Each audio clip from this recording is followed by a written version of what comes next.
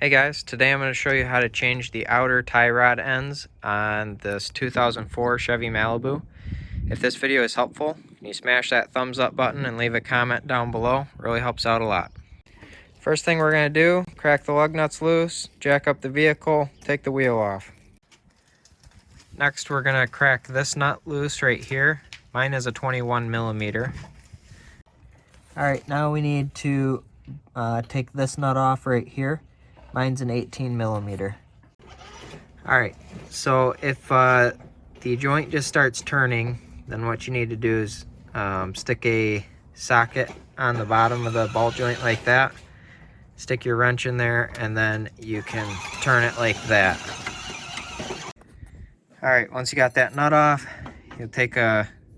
If this doesn't pop right out, I've got one of these. It's called a pickle fork. I'll have it linked in the description below, where you can get one on Amazon. And you basically just pound this in here like that, and that wedge shape drives it up and out.